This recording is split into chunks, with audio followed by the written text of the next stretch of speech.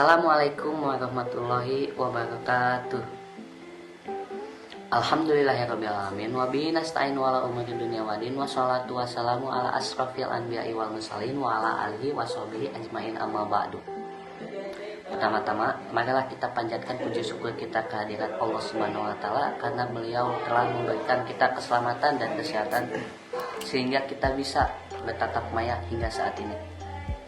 Yang terhormat Bapak Muhammad Abdul Aziz, SEMM, dan teman-teman atau rekan-rekan saya semua. Adapun topik yang akan kami bahas mengenai wawasan Nusantara dan cinta tanah air. Perkenalkan, nama saya Nabi Salim Antariksa selaku moderator dalam pembahasan kali ini. Baik teman-teman, marilah kita buka pembahasan ini dengan pembacaan basmalah bersama-sama. Bismillahirrahmanirrahim. Selanjutnya adalah penyampaian materi yang akan disampaikan oleh rekan-rekan saya. Kepada rekan-rekan saya persilahkan. Wawasan Nusantara secara etimologi berasal dari bahasa Jawa yaitu wawas yang berarti pandangan, nusa yang berarti kesatuan kepulauan, dan antara yang berarti dua samudra. Jadi, pengertian secara umum dari wawasan Nusantara yaitu cara pandang bangsa Indonesia mengenai diri dan lingkungannya sebagai negara kepulauan dengan mengutamakan persatuan dan kesatuan wilayah.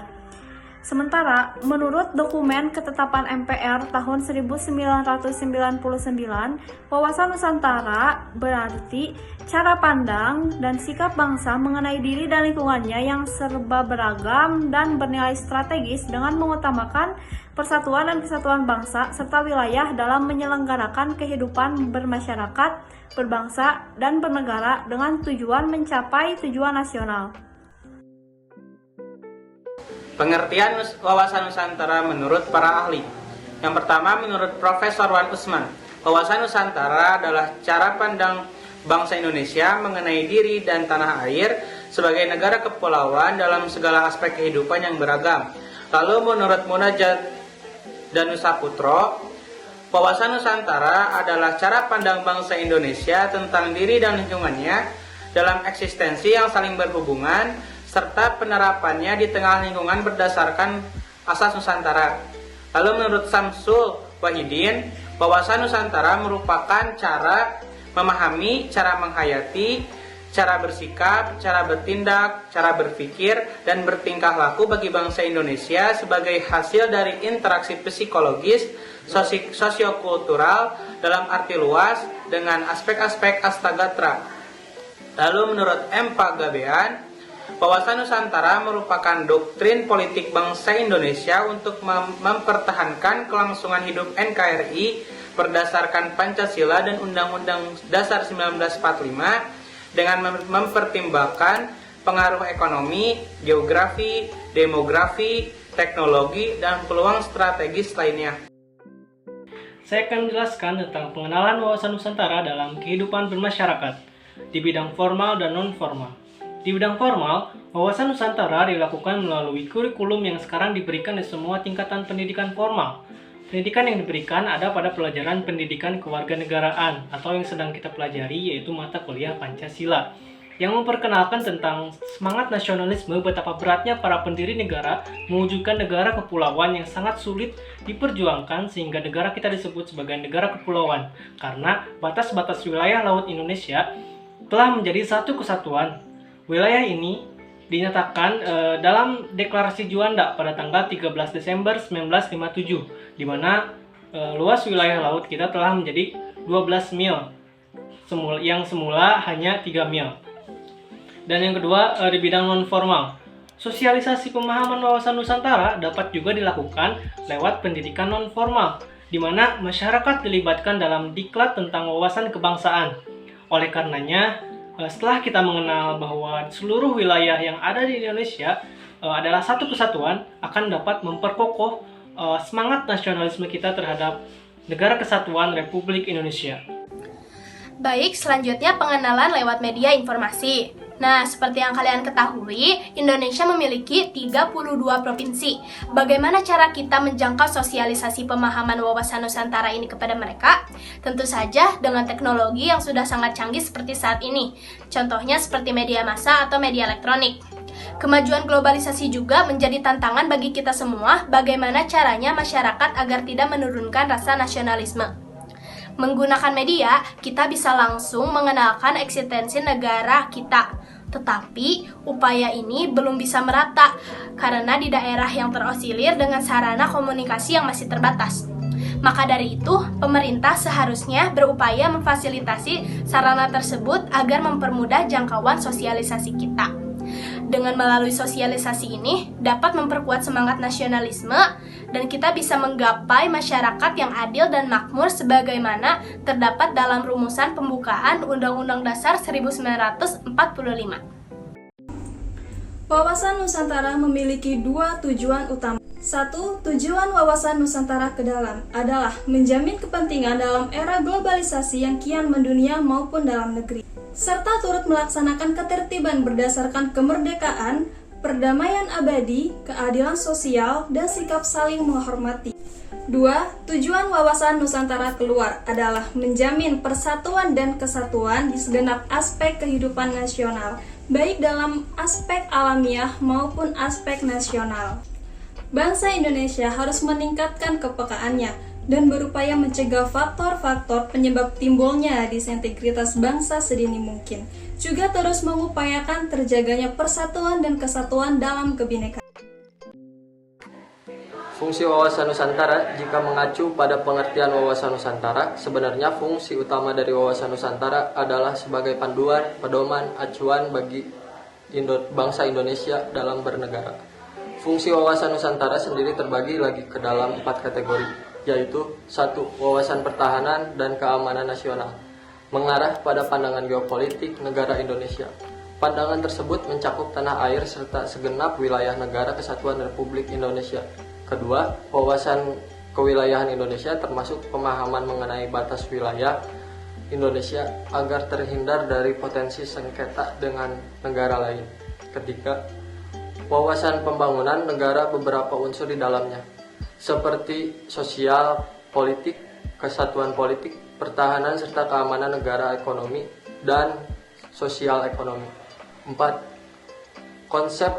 Konsep ketahanan nasional, konsep ketahanan sosial yang memegang peranan penting dalam perencanaan pembangunan, kewilayahan, serta pertahanan keamanan nasional. Selanjutnya ada Asas Wawasan Nusantara. Asas Wawasan Nusantara merupakan kaidah atau ketentuan dasar yang wajib dipatuhi, dilakukan, serta dijaga oleh seluruh elemen masyarakat agar terciptanya perdamaian serta keseimbangan Indonesia. Asas Wawasan Nusantara ada 5, yaitu yang pertama, asas solidaritas. Solidaritas adalah perasaan, emosi, dan moral yang terbentuk pada hubungan antar individual atau kelompok. Yang kedua, ada asas kejujuran. Kejujuran dalam berpikir serta bertindak menjadi sebuah asas wawasan Nusantara yang sangat penting dan wajib dilakukan demi tercapainya tujuan. Yang ketiga, ada asas kesamaan tujuan yang mempunyai tujuan dan kepentingan yang sama. Contohnya, seperti pada saat kemerdekaan rakyat Indonesia berjuang mengusir para penjajah. Yang keempat, ada asas keadilan. Seluruh elemen masyarakat mempunyai hak yang sama dalam mendapatkan keadilan dan mewujudkan tujuan serta cita-cita nasional, tidak boleh merugikan pihak tertentu maupun mengutamakan kepentingan kelompok atau golongan. Yang terakhir, ada asas kerjasama. Dengan adanya kesadaran atau tujuan serta kepentingan yang sama, akan tercipta kerjasama antar elemen masyarakat. Implementasi wawasan Nusantara. Berikut penerapan wawasan Nusantara dan tantangan yang dihadapi di era modern ini. 1.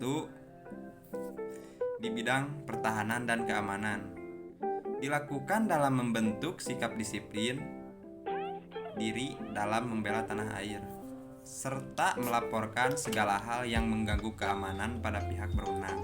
Meningkatkan rasa persatuan serta solidaritas dengan daerah sama atau daerah lain. Membangun sarana dan prasarana bagi kegiatan keamanan wilayah Indonesia. 2. Implementasi di bidang politik.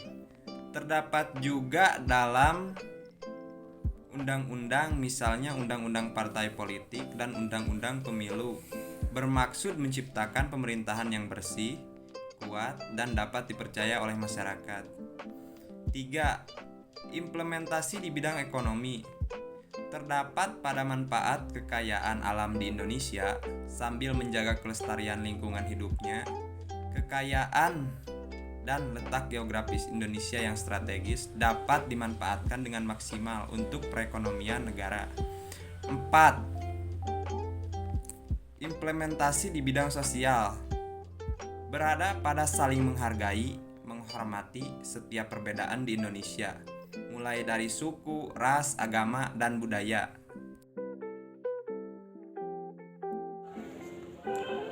Tantangan implementasi wawasan Nusantara di era modern. Untuk tantangan yang akan dihadapi dalam implementasi wawasan Nusantara di era modern, diantaranya ada perkembangan pesat teknologi.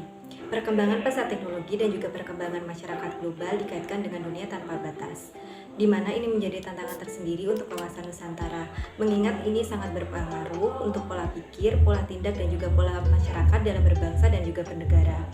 Yang kedua ada kapitalisme. Kapitalisme merupakan suatu sistem ekonomi yang berdasarkan kepada hak milik swasta atau beragam barang dan kebebasan individu untuk mengadakan perjanjian dengan pihak lain dan berkecimpung dalam aktivitas-aktivitas ekonomi yang dipilihnya sendiri, berdasarkan kepentingan sendiri serta untuk mencapai laba untuk dirinya sendiri. Yang ketiga ada pemberdayaan masyarakat. Memberi peranan dalam bentuk aktivitas atau partisipasi masyarakat untuk mencapai tujuan nasional hanya dapat dilakukan oleh negara maju dengan sistem bottom-up planning. Sedangkan untuk negara berkembang dengan adanya keterbatasan SDM, diperlukan landasan operasional berupa GPHN. Setiap warga negara sesungguhnya mempunyai hak dan kewajiban yang sama dalam membela negara dan juga bangsa. Dengan konsep wawasan Nusantara secara geografis, Kepulauan Indonesia merupakan satu kesatuan yang utuh dengan melihat kepada kesatuan politik, ekonomi, sosial, budaya, dan juga hankam. Cara mahasiswa agar lebih mencintai tanah air. Yang pertama adalah dengan bangga memakai produk asli buatan Indonesia. Bangga memakai produk buatan dalam negeri adalah salah satu cara yang bisa dilakukan generasi milenial untuk menunjukkan rasa cintanya kepada tanah air. Dengan bangga memakai produk buatan Indonesia, kita ikut serta memajukan perekonomian dan lebih menghargai produk buatan negara sendiri. Yang kedua adalah menjaga dan merawat kebersihan lingkungan bersama. Walau sepele, nyatanya kebersihan lingkungan masih susah-susah gampang untuk dilakukan. Menjaga dan merawat lingkungan bukan tanggung jawab pemerintah saja, tapi masyarakat juga ikut berperan untuk menjaganya bersama-sama. Yang ketiga adalah dengan tidak menyebarkan ujaran kebencian atau berita hoax. Sebagai generasi muda yang lahir di era teknologi, kita pasti akrab dengan internet. Namun internet layaknya pedang bermata dua. Di satu sisi bisa memberikan dampak yang positif, namun di sisi lainnya bisa jadi bencana jika dipakai dengan cara yang salah. Saya akan meneruskan penjelasan materi dari rekan saya. Yang keempat, menikmati indahnya Indonesia dengan traveling ke pelosok negeri. Indonesia terkenal dengan keindahan alam dan budayanya yang luar biasa. Keindahan Indonesia begitu istimewa karena dilukis langsung oleh Yang Maha Kuasa. Tentu akan sayang sekali kalau kamu melewatkan indahannya begitu saja. Dengan menikmati pesona Indonesia, rasa cinta dan kasih sayang akan negeri akan tumbuh dengan sendirinya. Yang kelima, tetap menjaga persatuan dan kesatuan negeri tercinta. Dan terakhir dan paling penting yaitu menjaga persatuan dan kesatuan bangsa.